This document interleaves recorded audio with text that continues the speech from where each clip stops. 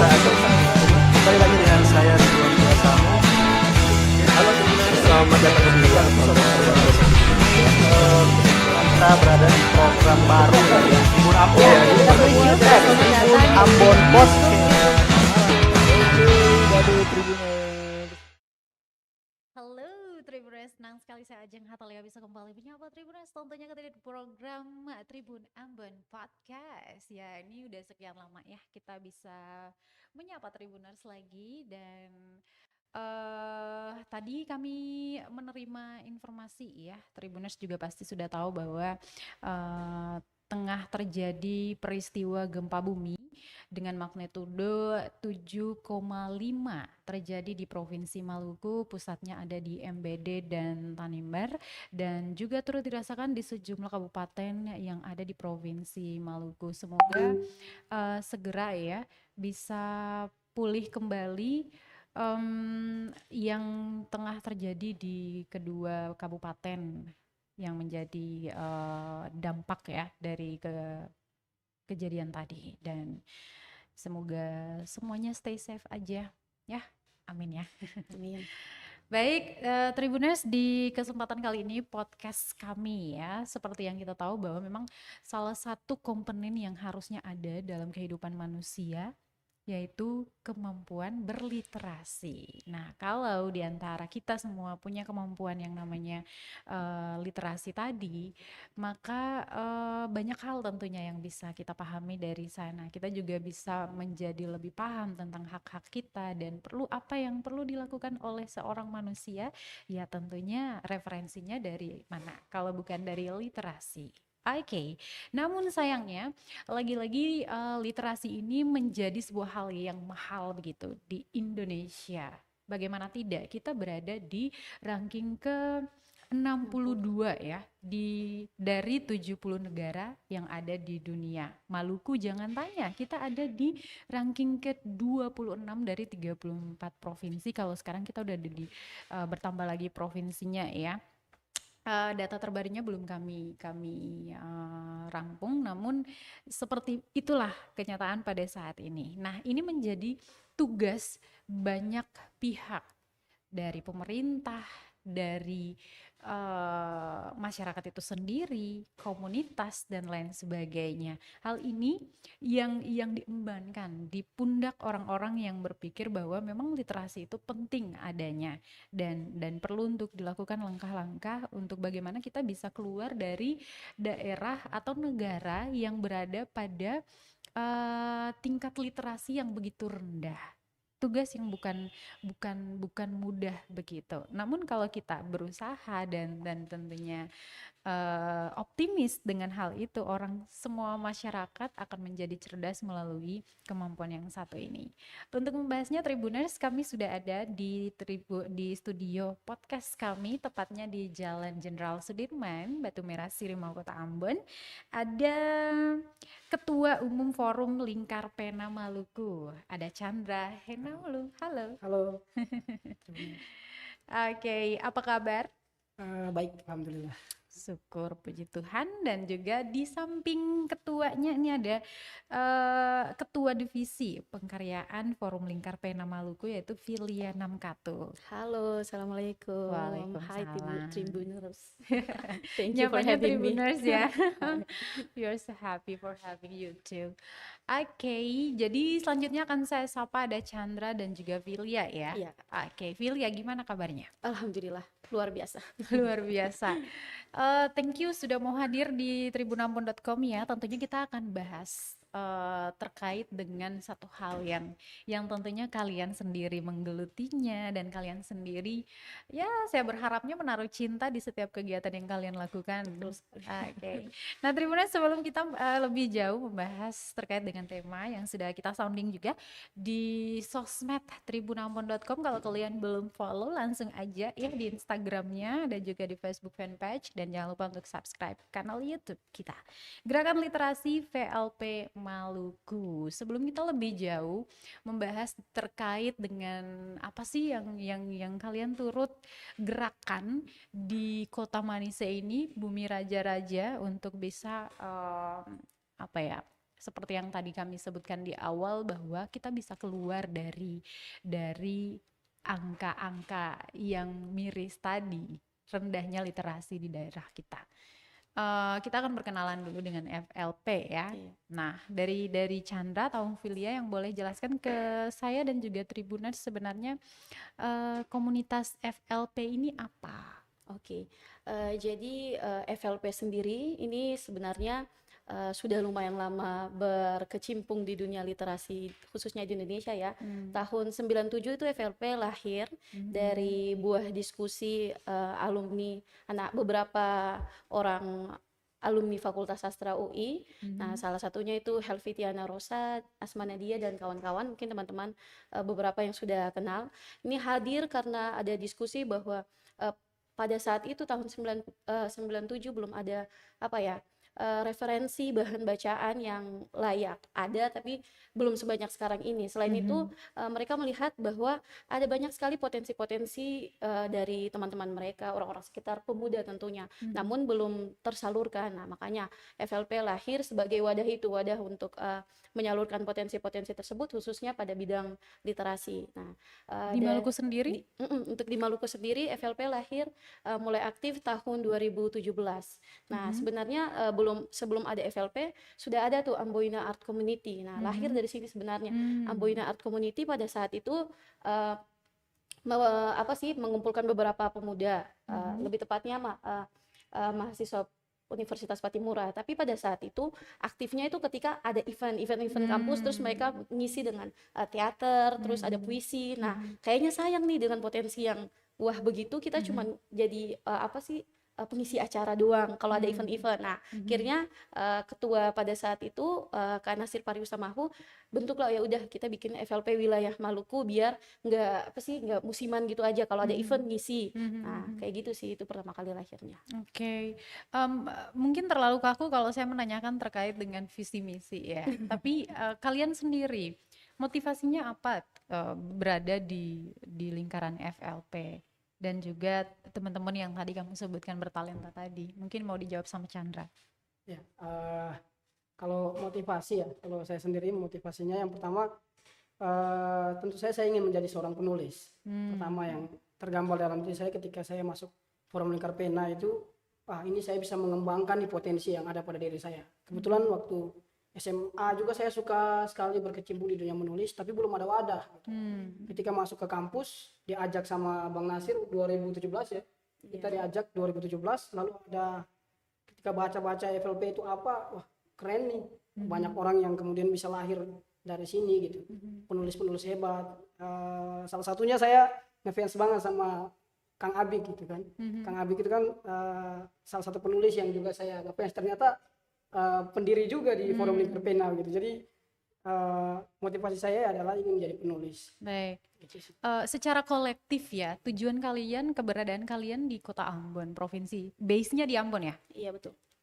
Untuk apa tuh?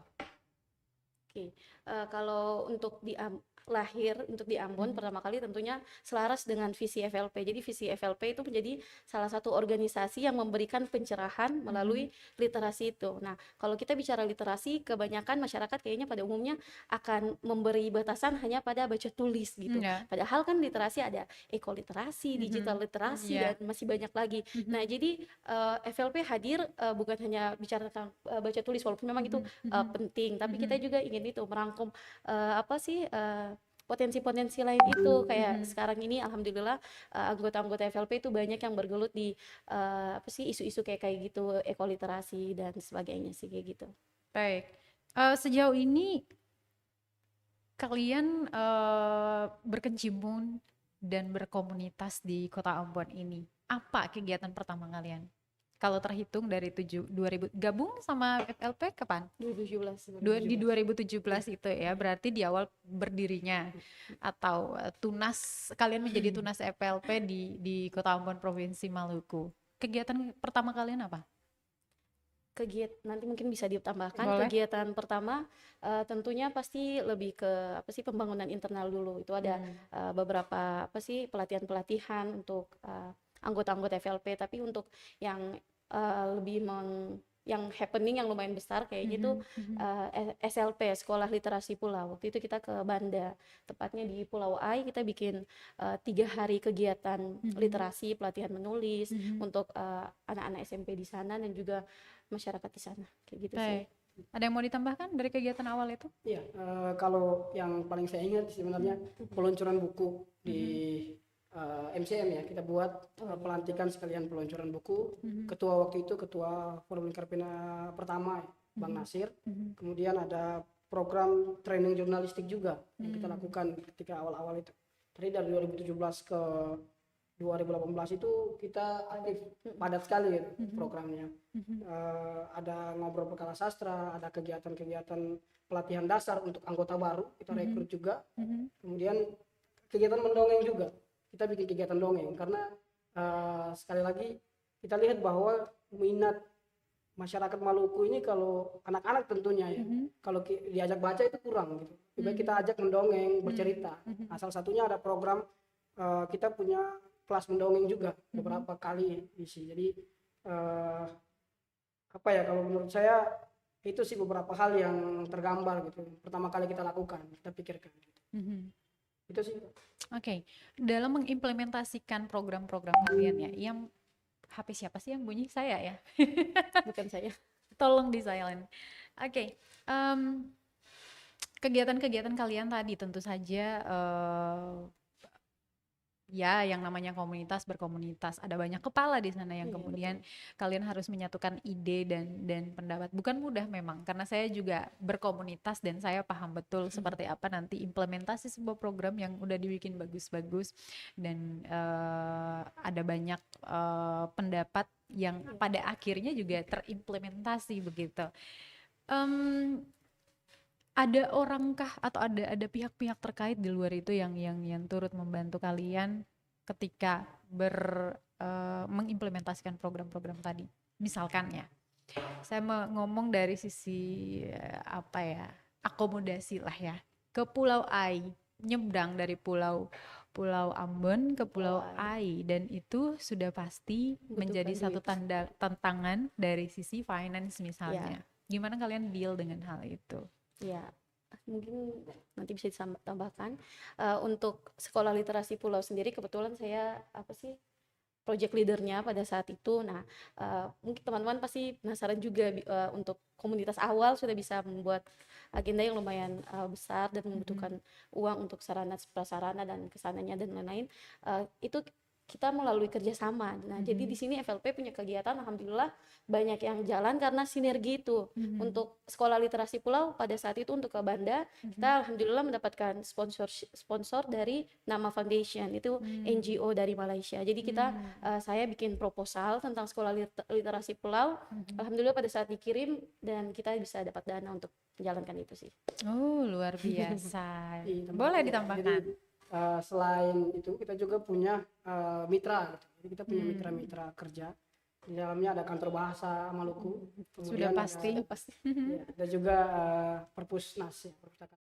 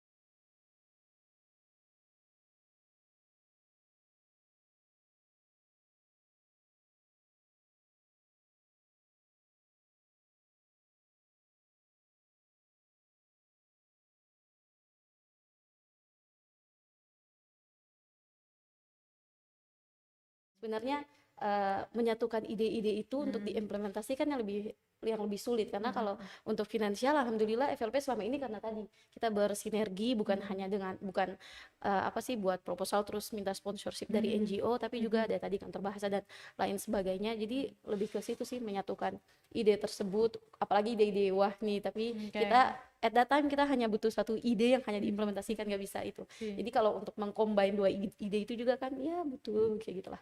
Oke, ya. At the end kalian milih kan, misalkan dari banyak kepala dan harus masuk rasio dan segala macam cocok dengan finansial kalian atau jangkauannya seperti apa, kalian dealnya seperti apa? Karena bergejolak dengan apalagi karakteristik anak Maluku begitu kan, yang straight to the point, kemudian suka baku Malawang lah kayak gitu.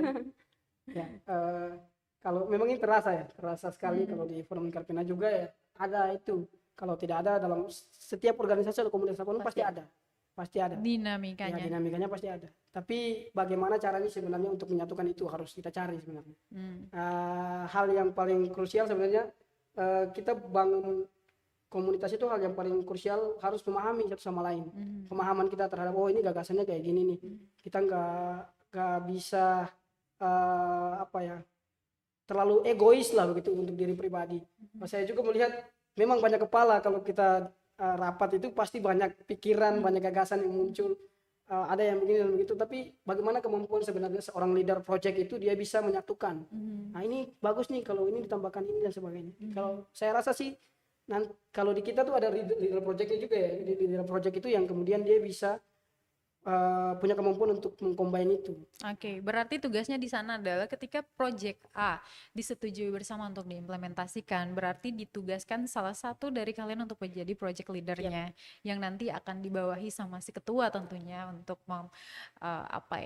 memantau dan mengkoordinir setiap pergerakan dan perkembangan kepanitiaan seperti itu ya. Oke, ini saya sangat suka nih semangat anak muda di Kota Ambon, Provinsi Maluku. Memang belakangan ya, kalau kita hitung mundur sekitar 10 tahunan belakangan ini memang lagi menjamur komunitas di Kota Ambon, dan literasi menjadi salah satu komunitas yang krusial yang seharusnya ada di Kota Ambon. Mengingat kalau kita balik lagi ke data-data yang sudah dipublikasikan, kita ada di deretan terendah tentang kemampuan literasi tadi. Nah, menurut kalian seperti apa sih perkembangan literasi di Provinsi Maluku sejauh ini, bahkan setelah kalian ada? Kalau menurut saya melihat memang ada perkembangan, peningkatan peringkat sebenarnya. Tapi untuk masalah rendahnya literasi itu masih terlihat, masih banyak sekali. Kalau beberapa kali saya melakukan kunjungan ke beberapa tempat, ke Seram Barat, ke ke Seram Selatan, kemudian ke Banda, kemarin kita juga melihat itu masih ada beberapa yang masih minim masalah literasi. Tadi pemahaman masyarakat Maluku masih seputar itu. Literasi itu hanya bicara soal dua, menulis dan membaca, padahal banyak hal sebenarnya. Kita bicarakan literasi itu berarti tadi ada ekologi, ada digital dan sebagainya. Nah, jadi menurut saya sih sebenarnya kita harus lebih mensosialisasikan sebenarnya, lebih memperkenalkan lagi. Dan hal yang paling penting adalah pemerintah harus merangkum komunitas-komunitas ini. Karena saya rasa bahwa peringkat kita naik itu karena memang gerakan-gerakan komunitas akar rumput ini yang kemudian membuat peringkat kita naik gitu. Kalau mengharapkan regulasi dan sebagainya itu saya rasa kaku sekali begitu. Oke, sih. Kalau Filia sendiri melihat sebenarnya apa yang melatar belakangi rendahnya literasi di Provinsi Maluku? Oke, kalau untuk rendahnya literasi di Provinsi Maluku, kayaknya untuk kesini-kesininya memang akar utamanya mungkin karena kurang minat baca. Itu yang klise banget yang sering kita lihat. Walau klise, tapi ya memang benar adanya kayak gitu sih. Nah, untuk kesini-kesininya mungkin seperti yang Chandra bilang, karena sudah banyak gerakan literasi, yang paling apa sih, yang paling hati kecil ini senang banget karena menurut saya kesini kebelakangan, bukan kesini, beberapa waktu lalu kayaknya kita mengalami krisis identitas, mas apa sih, pemuda-pemuda kita mungkin malu dengan apa, penggunaan bahasa daerah dan segala macam untuk budaya literasi dan segala macam. Kesini dengan adanya kantor bahasa, komunitas-komunitas sastra, kita mulai tuh untuk literasi apa, identitas kita tuh mulai dengan bangga kita pakai begitu, mulai dari revitalisasi bahasa, terus kata-kata yang mulai dilestarikan. Itu maksudnya untuk untuk apa sih, belajar literasi kan bukan berarti harus hanya dari luar saja. Nah, referensi-referensi yang ada yang punya kita, kata-kata dan cerita rakyat daerah di Maluku, alhamdulillah bisa juga dipakai sebagai referensi itu. Dengan hadirnya komunitas-komunitas sastra seperti ini, ya jadi lebih inilah. Baik, Chandra, menurut kamu apa yang telah kalian jalankan selama ini melalui program-program yang sudah terimplementasi ataupun program tahunan kalian sudah bisa menjawab persoalan yang ada di Maluku? Ya, kalau mau bilang menjawab secara keseluruhan belum juga gitu. Tapi gerakan-gerakan kami ini kami mulai secara internal minimal kepada anggota FLP untuk kemudian bisa melahirkan karya, dan itu terbukti gitu. Teman-teman FLP sudah banyak menulis, dari ketua kita sudah punya banyak karya, beberapa karya pribadi dan karya antologi juga. Bahkan kolaborasi dengan kita mengirim 3 orang untuk pelatihan di kantor bahasa dan menulis juga tentang perempuan gitu. Dan ke depan saya yakin gerakan-gerakan menulis di Forum Lingkar Pena akan terus berkembang, saya rasa. Sedangkan untuk gerakan-gerakan ke daerah, kami hanya bisa menjadi motivator gitu kepada orang-orang bahwa kita di FLP sudah memulai itu gitu. Minimal seperti itu, bahwa kita sudah memulai, dan ketika kita turun ke daerah-daerah minimal ada role model yang kita bawa, bahwa ini nih anggota FLP ada loh yang menulis buku. Teman-teman juga, adik-adik juga bisa menulis buku, bisa mulai dengan itu. Dan saya rasa gerakan kita mungkin dampaknya masih belum signifikan 100%, tapi ke depan kalau kita bergabung, kita berkolaborasi bersama dengan teman-teman komunitas yang lain, saya yakin pasti akan berdampak besar. Baik, apa yang perlu dilakukan baik dari pemangku kepentingan, masyarakat itu sendiri, anak muda terutama, untuk bisa membongkar ranking yang tadi. At least kita jangan ada di 10 besar terendah gitu ya. Menurut kalian apa? Sandra, Feel. Oke. Kalau menurut saya sih satu yang utama adalah bersinergi begitu, karena kalau sebanyak apapun gerakan yang dibuat pemuda-pemuda Ambon ini untuk masyarakatnya sadar literasi dan sebagainya, tapi kalau pemerintah juga tidak mau berkolaborasi atau bahkan tidak friendly, akan susah begitu. Mungkin seperti itu sih. Kalau dari pemerintah harusnya mereka buat apa? Kemudian masyarakat itu harus lebih melek yang mana nih? Dan kelompok anak muda sendiri, termasuk kalian komunitas kan ya, apa yang perlu dilakukan agar kiranya bersinergi dengan pihak-pihak yang tadi disebutkan? Siap. Kalau pemerintah ya dari beberapa tahap ya, kalau harusnya dari pemerintah. Kalau pemerintah saya rasa harus membuat regulasi-regulasi yang kuat berkaitan dengan literasi itu sendiri, aturan-aturan, bahkan bikin program-program lah ya, mendukung program-program membaca, buka perpustakaan di tempat-tempat umum, atau mereka membuat di webinar-webinar terkait dengan literasi dan sebagainya. Itu kemudian yang sebenarnya harus dilakukan oleh pemerintah. Tapi juga kita harus memulai dari akar rumput sebenarnya, dan itu harus ada gerakan komunitas yang kemudian bisa membangun gerakan akar rumput yang langsung menyentuh masyarakat. Saya rasa salah satu contohnya teman saya di Wanama Baru, Rumah Ilmu. Kita juga sering beberapa kali saya kirim buku ke mereka untuk kemudian bisa mengajar orang-orang di sana. Jadi yang paling penting adalah komunitas-komunitas ini bersatu dulu untuk kemudian memberi contoh bahwa kita ini adalah orang-orang yang mengajak orang untuk berliterasi, membaca, menulis. Maka kita juga harus membaca dan menulis. Berapa kali saya lakukan survei, jalan ke tempat-tempat umum seperti kafe, kedai dan sebagainya. minat baca kita masih rendah. Kenapa? Teman-teman di kedai kopi, kafe itu biasanya ya hanya menikmati suasananya atau bahkan main-main gitu, tapi tidak membaca buku dan sebagainya. Bagaimana kita mau meningkatkan minat literasi itu sendiri, bahwa di diri kita aja, di komunitas kita aja, kita tidak membangun itu. Makanya kalau di FLP sendiri punya program bedah buku internal. Jadi ada program bedah buku, dikasih tugas buku, kemudian nanti ada presentasinya masing-masing. Jadi bagi kami sih itu sebagai suplemen awal untuk kemudian membangun minat baca gitu. Nah, jadi kalau di komunitas bikin kajian-kajian internal untuk membaca, bedah buku. Kalau di masyarakat sendiri kita harus turun, karena masyarakat itu perlu yang namanya jembatan gitu, dan kita lah komunitas-komunitas literasi itu yang menjadi jembatan. Kita bikin rumah-rumah baca di kampung-kampung kita, masing-masing kita bikin, bisa kita gerakan teman-teman komunitas untuk hanya di sana gitu berkecimpung. Atau kalau misalnya belum juga, kita kerjasama dengan TPQ di sana gitu kan, bisa buat selain kemudian mengaji, mereka punya program-program kreativitas gitu, literasi yang lain, membaca dan sebagainya. Mungkin seperti itu. Oke. Adakah pertanyaan dari Tribuners di comment section sejauh ini? Ya, Tribuners, memang langkah-langkah yang dilakukan ya, terutama yang baru-baru ini oleh Kantor Bahasa Maluku itu juga perlu diapresiasi ya. Dengan adanya Duta Bahasa misalnya, mereka menjadi motor penggerak untuk bisa menumbuhkan kecintaan terhadap literasi itu sendiri, dan itu dimulai dari anak-anak muda.